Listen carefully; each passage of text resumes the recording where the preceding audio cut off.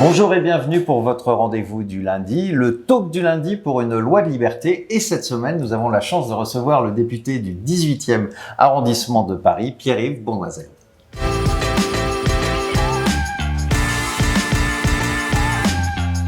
Merci d'être là pour ce talk du lundi. Qu'est-ce qui vous a poussé ces derniers temps à vous prononcer en faveur de la loi d'Olivier Falorni, de la proposition de loi d'Olivier Falorni? J'allais dire vous, cher Jean-Luc Romero, puisque vous avez mené ce combat, vous m'en avez souvent parlé. C'est vrai que c'est un sujet que je ne connaissais pas beaucoup il y a encore quelques années. Et vous avez été un des militants, comme d'autres, qui m'ont parlé de ce sujet, avec Jean-Louis Touraine, Olivier Falorni et tant d'autres. Et à partir de là, je suis allé à la rencontre d'experts, de familles, de gens qui sont touchés. Et puis je me suis interrogé en tant que citoyen, c'est quoi la fin de vie pour moi, pour les miens? Et je me suis fait cette conviction qu'il fallait agir parce qu'on ne pouvait plus rester dans le statu quo. Belle conviction, parce que c'est vrai qu'on va tous mourir. Parfois, on a l'impression que les politiques l'oublient. Mais comment vous expliquez le fait qu'on s'intéresse beaucoup aux questions qui concernent le début de la vie, et c'est extrêmement important, mais que sur la fin de vie, on le voit, parce que ne serait-ce que les moyens. On parle beaucoup de soins palliatifs, mais aujourd'hui, l'accès universel aux soins palliatifs n'existe pas, alors qu'il existe chez beaucoup de nos pays voisins. Je pense à la Belgique et aux Pays-Bas. Oui, on a un temps de retard en France. C'est une question un peu taboue.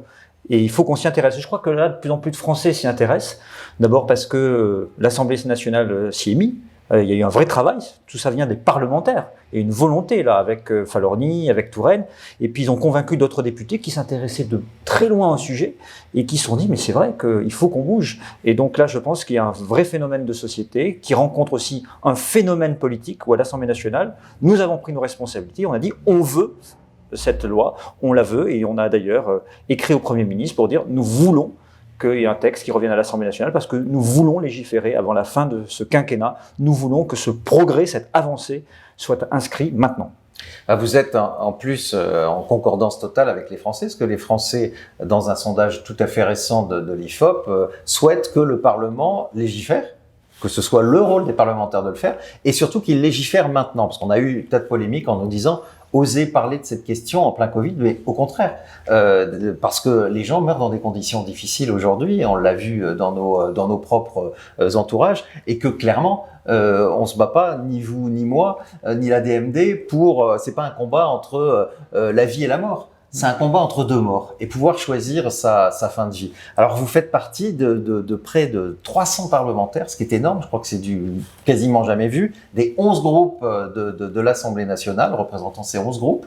Là aussi, on voit bien que ce débat dépasse les clivages et tant mieux parce qu'on va tous mourir qu'on soit de droite et de gauche. Comment cette initiative s'est faite? Parce qu'elle est quand même un peu spectaculaire. Parce que j'ai été frappé par une image à l'Assemblée nationale lorsque Olivier Falorni a présenté son texte. Une grande partie de l'Assemblée, dont moi-même, tous ceux qui soutenaient le texte, se sont levés et l'ont applaudi pendant de longues minutes. C'était à la fois pour dire « nous voulons maintenant légiférer », mais c'était un signal très fort, envoyé aussi, je pense, au gouvernement pour dire « nous sommes ici les représentants du peuple, c'est nous qui faisons la loi et nous avons bien l'intention de la faire ». Et donc cette lettre, c'est la suite. C'est de dire « on a été bloqués ».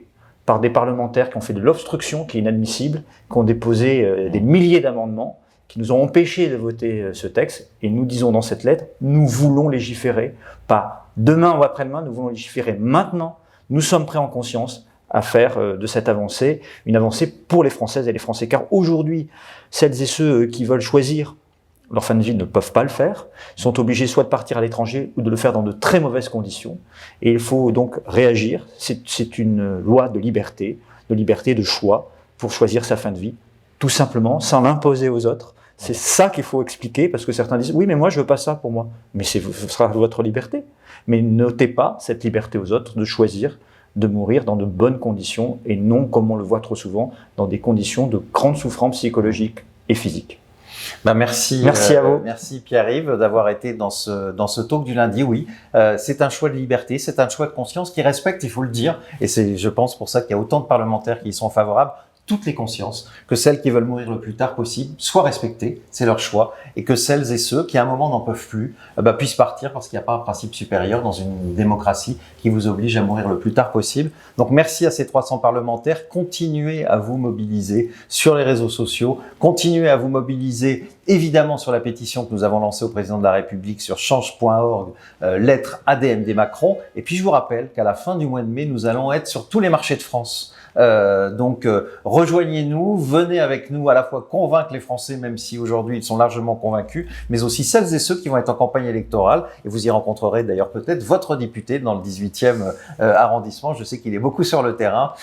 Lui, vous n'aurez pas besoin de le convaincre, mais je crois que c'est aussi important de leur dire à quel point il est vraiment important qu'il y ait une loi d'ultime liberté. Et puis n'oubliez pas, sur les réseaux sociaux, le hashtag le talk du lundi. À la semaine prochaine.